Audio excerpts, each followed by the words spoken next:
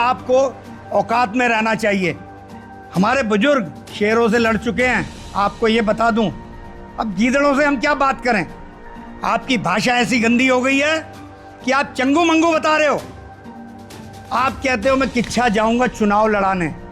अरे आप 100 बार जाइए, किच्छा चुनाव लड़ाने क्यों जाएंगे? आप खुद ही लड़िए चुनाव, पता आटे दाल का भाव पता लग जाएगा। तो मेरे किसी भी जीजा से, मेरे 4 जीजा हैं, उनसे कहलवा दो आके कि मैंने कोई भी ज़मीन उनकी घेर रखी हो तो। हाँ, अगर हमें आप चंगू मंगू बता रहे हो तो आप भी किसी के चंगू मंगू हो क्या?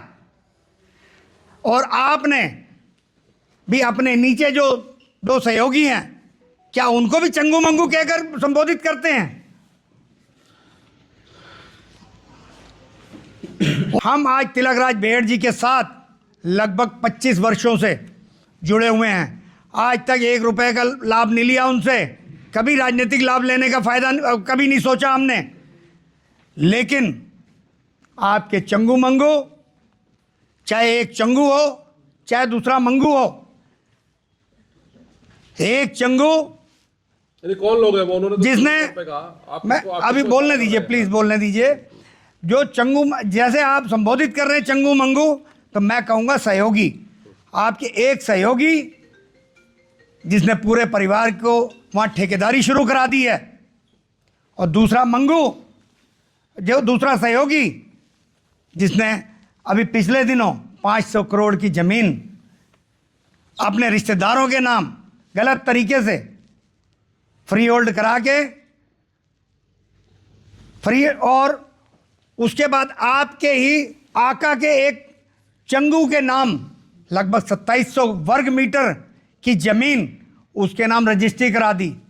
इस तरीके से अगर बोलने लगूंगा तो बहुत कुछ है मेरे पास, लेकिन मैं बोलना नहीं चाहता। आप मेरे परिवार पर गए, मेरा परिवार, आप मेरे परिवार के बारे में जानते क्या हैं?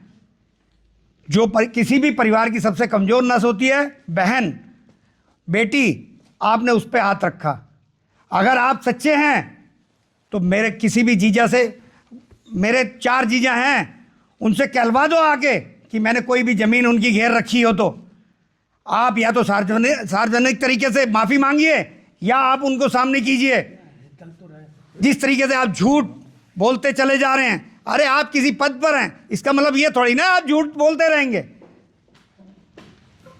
हमारा परिवार, हमारे बुजुर्ग शेरों से लड़ चुके हैं, आपको ये बता दूं। अब गीदड़ों से हम क्या बात करें? शेरों से लड़ा हुआ हमारा परिवार है। जब हमारा परिवार सत्ता में था, 40 साल मेरे ताऊ जी प्रधान रहे, जब सत्ता में थे कभी भी राजनीतिक लाभ लेने का प्रयास नहीं किया, आपकी तरह कई ज़मीनें घेरने का प्रयास नहीं किया। गांव के अंदर गरीबों को सैकड़ों पट्टे बांटे, सैकड़ों गरीबों को पट्टे बांट कर उनको आवास दिए वहाँ पर, जो आज एक एक पट्टा 20 से 25 लाख रुपए का है। आप आज सत्ता में हैं, आप भी लगे हुए हैं दोनों हाथों से लूटने में, और आपके सहयोगी सभी लगे हुए हैं लूटने में। कहीं कोई कोर कसर रह ना जाए।